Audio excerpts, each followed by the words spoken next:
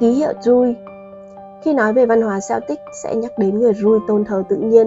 Những chiến binh người Celt toàn thân bao phủ những hình xăm là hình vẽ và dấu hiệu màu lam, cùng những huyền thoại và truyền thuyết rải rác, cùng những bản nhạc du dương từ rừng rậm và hoang dã của kèn túi đầy trữ tình.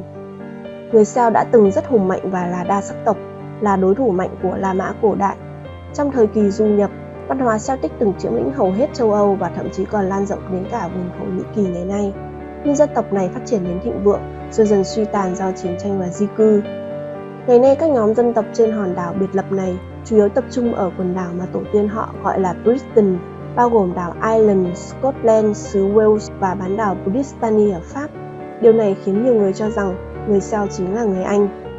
Văn hóa và lịch sử của người Celt thường được truyền lại qua truyền thống truyền miệng của người Druid, nên ngày nay chúng ta luôn cảm thấy nghệ thuật của họ thật huyền bí và thanh tao. Sau khi chinh phục các bộ tộc Celtic ở xứ Gaul, vua Caesar đã từng nói rằng người Celt chỉ có hai tầng lớp quan trọng, chiến binh và người Druid. Do vậy văn hóa của họ đương nhiên sẽ gắn với hai tầng lớp này. Chúng ta thường thấy một loạt các hoa văn và nhóm ký hiệu có tổ chức phức tạp và tinh tế trong văn hóa Celtic, cũng có liên quan chặt chẽ đến chủ nghĩa Druid là linh mục trong các bộ lạc Celtic. Druid chịu trách nhiệm thực hiện các nhiệm vụ quan trọng như tế lễ, bói toán, giáo dục, công lý, địa lý và thiên văn. Người ta nói rằng mẫu chữ viết Celtic đầu tiên đến từ thời kỳ cứu rỗi của người Druid, vì vậy mẫu chữ viết này có đầy đủ các giao điểm và đường cong mềm mại.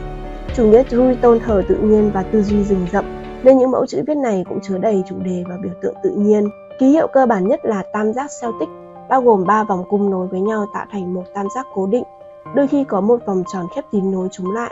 Có giả thuyết cho rằng biểu tượng này đại diện cho 3 yếu tố cổ điển của người Celtic là đất, không khí và nước. 3 yếu tố tạo thành một vòng khép kín sinh thái và cũng tượng trưng cho sự thống nhất. Ngoài ra còn ý nghĩa là sự vẹn toàn của cuộc sống, bao gồm sự ra đời, cuộc sống hiện tại và cái chết cuối cùng của một người. Tổ hợp ký hiệu này được gọi là các nút thắt Celtic. Nút thắt Celtic điển hình là một tập hợp những ký hiệu cơ bản, bao gồm các hình xoắn ốc và sự đan xen của các đường thẳng và đường cong. Với các đường thẳng đứng và các biểu tượng hình học là khởi nguồn của nhiều biểu tượng trừu tượng, bao gồm một chuỗi xoắn đơn tượng trưng cho yếu tố năng lượng đang chuyển động, chuỗi xoắn kép tượng trưng cho sự cân bằng giữa sự sống và cái chết, giữa nam và nữ, và chuỗi xoắn thứ ba là tượng trưng cho thế giới cùng vòng tuần hoàn của cuộc sống. Chúng ta có thể thấy rõ theo logic của tăng dần. Phức tạp hơn là nút thắt Dara, còn được gọi là bánh xe sinh tồn, là một ký hiệu Druid có thể bắt nguồn từ một chữ Ireland cổ đại. Droid có nghĩa là tướng số. Ngay bản thân tiếng Anh, Druid cũng có nghĩa là tướng cái cây hoặc là tướng của bậc thánh hiền. 4 mặt của nút thắt này tượng trưng cho 4 phương trời và 4 mùa, có thêm yếu tố về sự phân nhánh của hệ thống các rễ cây, kéo dài về phía trung tâm tạo thành một tổng thể. Một ký hiệu thể hiện cho sự tôn thờ thiên nhiên. Ký hiệu khác, cây sinh mệnh, cũng có nghĩa tương tự như vậy, nó gắn liền với nữ thần đất mẹ.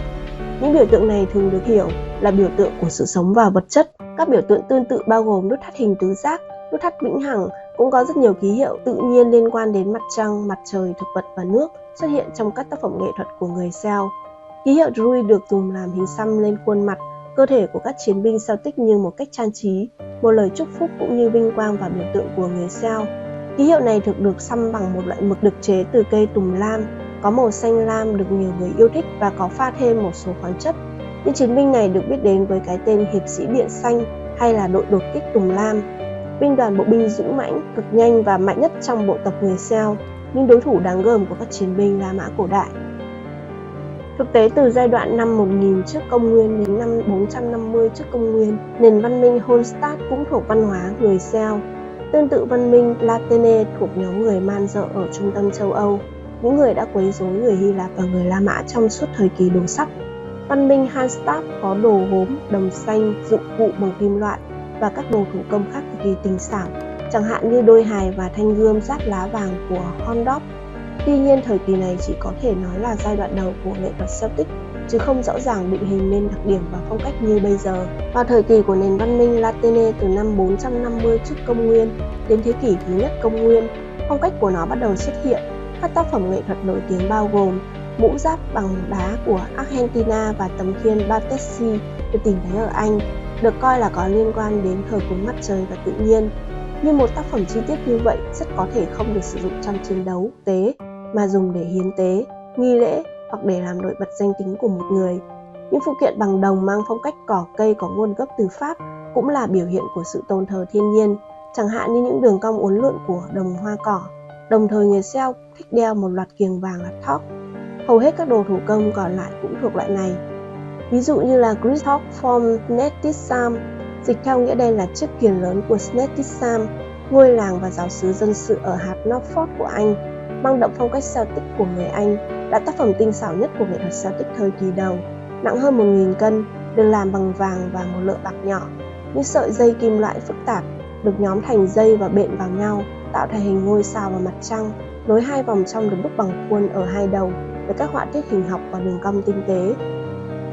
Thế kỷ thứ 2 công nguyên, chiếc bồn nước ở Staffordshire được làm bằng đồng xanh, phía trên có điêu khắc và trắng men, được bảo tồn hoàn hảo cho đến ngày nay.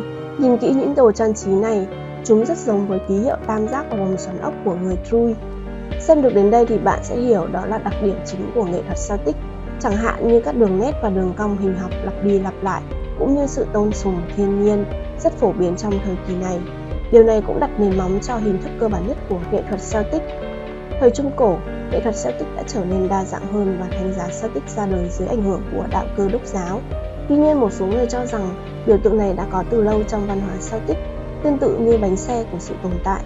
4 đầu của cây thánh giá tượng trưng cho 4 hướng, còn hình tròn tượng trưng cho sự thống nhất và tuần hoàn. Cây thánh giá Celtic to lớn và đơn giản, được khắc nhiều hoa văn, động thực vật và biểu tượng.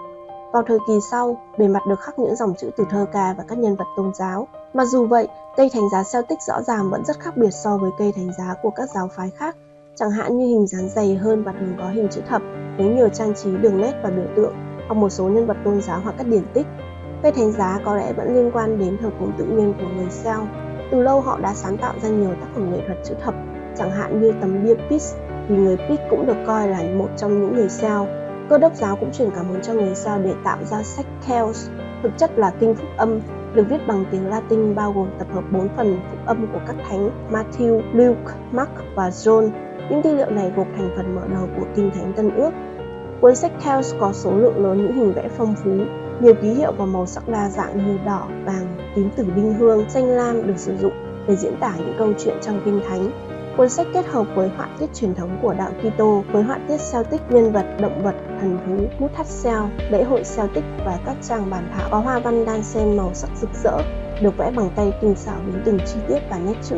Nhưng loại hình nghệ thuật Celtic này có lẽ không phải là loại hình nghệ thuật Celtic mà chúng ta quen thuộc. Vậy điều gì đã hình thành nên ấn tượng hiện tại của chúng ta về Celtic? Điều này phải đề cập đến thời kỳ phục hưng Celtic diễn ra ở Tây Bắc châu Âu vào thế kỷ 19 và 20. Các nghệ sĩ và nhà văn được nuôi dưỡng từ nghệ thuật Celtic và văn học Gaelic, văn học Scotland cùng sự thúc đẩy phát triển chủ nghĩa dân tộc. Hiệu quả rõ ràng nhất của chuỗi phong trào này là phong trào phục hưng văn học Ireland do William Butler Yeats và Lady Grey Gorey phát động. Celtic Cross được thành lập trong thời kỳ phục hưng Celtic, vẫn có thể được tìm thấy ở nhiều nước phương Tây. Một số lượng lớn tín ngưỡng thờ thiên nhiên và hình ảnh các Druid cùng chiến binh trong nền văn hóa Celtic trước đây đã quay trở lại với con người. Điều này không có gì đáng ngạc nhiên, tất cả các quốc gia phục hưng sẽ nhấn mạnh đến nền văn hóa nguyên thủy của quốc gia họ. Mặc dù một số người chỉ trích động thái này vì đã làm sâu sắc thêm hình ảnh của người Celt như những kẻ man dợ trong mắt thế giới, nhưng điều này thực sự đã tạo ra nhiều tác phẩm nghệ thuật hiện đại của người Celt. Chẳng hạn như những hình xăm theo phong cách Celtic được chuyển thể từ những biểu tượng, và những phông chữ Celtic được trang trí lộng lẫy, được chuyển hóa từ phông chữ của các bản thảo thời Trung Cổ vừa đề cập, còn được gọi là thư pháp Gaelic. Âm nhạc Celtic du dương chủ yếu được chơi bằng các loại nhạc cụ Celt như kèn túi và đàn hạt. Các giai điệu hầu hết được chạm khắc từ thời Trung Cổ, ít âm thanh trang trí, chúng nhẹ nhàng và sâu lắng, đôi khi có những hòa âm và tiếng hát trong trẻo, như thể bước vào rừng núi của vùng Celtic mang đậm hơi thở của tự nhiên. Một số lượng lớn những bức tranh mô tả văn hóa Celtic xuất hiện, đồng thời hình thành các tu sĩ và chiến binh Celtic trong game ra đời. Ngoài ra còn có trang phục Celtic tinh tế và thoải mái, thường ở dạng áo choàng, đôi khi có khăn choàng và mũ trùm đầu, thường có thêu hoa văn Celtic tinh xảo, trang trí bằng kim loại và đá quý nhẹ, màu sắc đơn giản nhưng thanh lịch và tự nhiên, giống như đức tính của đàn ông và phụ nữ thời cổ đại. Những sản phẩm này xây dựng nên một hình ảnh xa xôi và sâu sắc về một bộ tộc cổ xưa bí ẩn. Mặc dù đây là những sản phẩm của văn hóa Celtic được con người hiện đại biến đổi, không thể nói là đã khôi phục hoàn toàn truyền thống, nhưng thật chất chúng cũng không mất đi nền tảng cốt lõi là màu xanh của sự sùng bái tự nhiên. Văn hóa Celtic luôn phát triển, sự tôn thờ thiên nhiên nguyên thủy, các cuộc chiến tranh với những nền văn minh xung quanh, ảnh hưởng của đạo Kitô lan sang Ireland, Scotland và các khu vực khác. Sau đó là sự hồi sinh của người Celtic hiện đại đã tồn tại trên hành tinh này cả hàng nghìn năm. Dù bây giờ đã yên bình và tĩnh lặng, nhưng sẽ luôn có những người nhớ đến nền văn hóa rực rỡ này. Họ sẽ lại được hòa nhập vào những hình thức mới và có thể coi là một loại tồn tại vĩnh cửu. Video sau chúng ta sẽ cùng tìm hiểu lý do thất truyền của thần thoại Celtic do quân đoàn La Mã và đoàn truyền giáo. Hãy theo dõi kênh mình để xem video mới vào 19 giờ thứ Bảy hàng tuần nhé.